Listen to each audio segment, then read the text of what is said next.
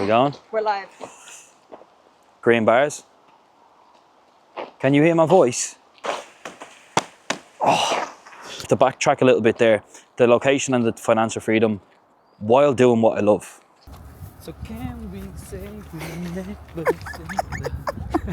What? Olivia Dean Buzz. Class. Okay, so YouTube content has been lacking lately. Bit of a block with content over the last while. Life happened. So I'm going to do a question and answer to get back into the swing of things. About 6 questions. I'll start off with the first one. How do you see CBS transforming in an ideal scenario? I've already recorded this, but it was in the wrong format, so I have to do it again. In an ideal scenario, CBS is not CBS. It's because CBS stands for Coach By Ste. I'm heavily involved with everything going on. So if I look a couple of years down the line, ideally it's under a different name, something like Revive Coaching or whatever, where I don't have to be in the day-to-day operations of it, but I'm operating a series of coaches and so on and so forth. So it's run like an actual business with managers, whatever else. But that's years down the line. If I look maybe 12 months, 24 months down the line, it's refining what I'm offering to really align with what I have and how I feel. It's having another coach or two underneath the belt when the client gets there, when the client base gets there.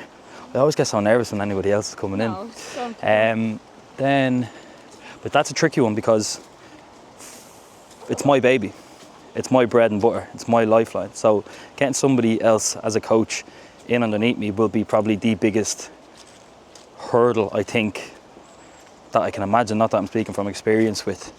So down the line, yeah, run it like an actual business, not be in the day-to-day operations and be so intertwined with that. But over the next couple of years, it's build a reputation, build the results, build the client base where I can have my books fully booked and another coach fully booked to give them the opportunity that I wish I had in the online coaching space when I was starting off as well. 3 big goals for 2026 for you, ?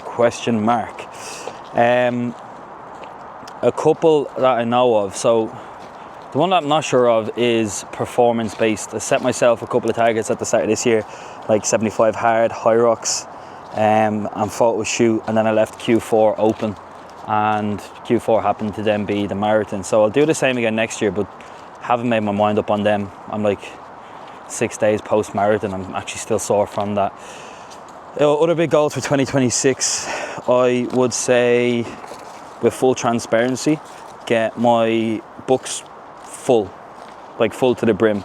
As in, I know that I can't take another person on because whoever else is in the program at whatever stage they're in, I can't give 100% to them. I don't want to be the bloke that takes everybody on and then somebody for some reason doesn't get the full CBS experience. I get my full attention because that's exactly what they employ me for. So I get my books really full. Now, I'm only home since last August, so you'd say 12, 13, 14 months. And I've seen a big bit of growth in that 14 months, which is great. So if I can replicate that, I'll be more than fully booked. So we're on track for that. But that is the biggest one. And then I've got another one of, I'm going over to Australia, back to Sydney for a mate's wedding. And I really want to make that happen with as little stress as possible, financially wise, because it's fucking spendy over there. And my spending habits have been absolutely shit lately.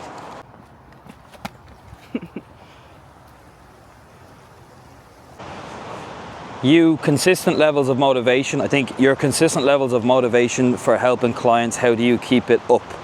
Had to think about this because it was asked, one of the first questions asked. I thought back to when I came out of school, my first proper job. I was a trolley boy, but then I went into physio. And with physio, it's like every hour on the hour, you're helping somebody new with whatever problem they have.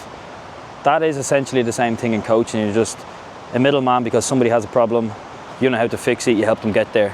So it's like, probably boils down to just like getting satisfaction and fulfillment out of helping people. Like when there is a client and they've got from A to B, or they've done something that they didn't think was achievable and it's now the norm for you, that gives me a kick. Like I get real satisfaction out of that. So I would say that it's selfish in a sense of that's what I love to do. And yeah, it just is a bonus that what I love to do and what I've chosen to make my profession helps people along the way in their life. The last question is who and what inspires? And if you couldn't tell already from shaking the bottle and stuttering, this is probably the hardest question. What inspires me?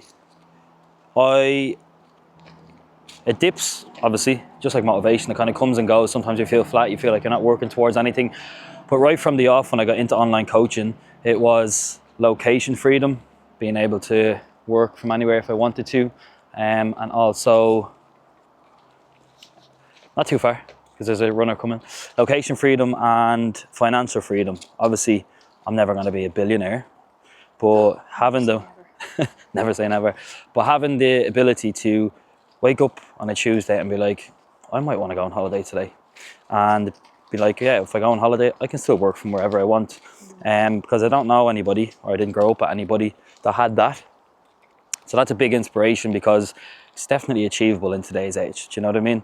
It just takes work and time. Who inspires me? This was also another difficult one. From a professional standpoint, it would probably be people that you would know in the industry or would have rubbed shoulders with over the last few years that are at that position where you know that they can go wherever they want, whenever they want, but they still do what they do. I have to backtrack a little bit there. The location and the financial freedom while doing what I love. Like, genuinely, I get a bit of like a kick sometimes when you're talking to somebody, and it's very selfish, where you know that they hate what they do and they are dreading going into work, and it just doesn't give back to them in any way, shape or form. Whereas I genuinely love what I do all the time. I work a couple of hours, 7 days a week. Who inspires me? Yeah, people that I've rubbed shoulders with, that would be a couple of steps ahead of me, that some of them I would call mates. Some people you look up to and you would see them around when you're on your travels. But then you look closer to home from a personal standpoint, and it would be clients that I have with the transformations that they are on or have achieved, and being like, they didn't think that it was possible and they've done it, and they're totally different people now. And then even closer to home again would be probably looking at the father figures that I have in my life for the trials and tribulations that life brings to everybody. But I heard a saying a while ago, it was like, it's your mother and your father's first time living too, and realizing that and still seeing what they get up and do every day. So yeah, it's very cheesy, very corny, blah, blah, blah. But yeah, I take inspiration from home as well, especially lately since I came home. It was very run of the mill before I left for Australia. And then when you come back and you settle in again, you're like, yeah, Jesus, 2 years have passed and they're still doing the exact same thing, raising families and supporting their family. Fuck them kids. Fuck them kids. Supporting their families to live the life that they want. So I would say long-winded answer, but there you fucking go.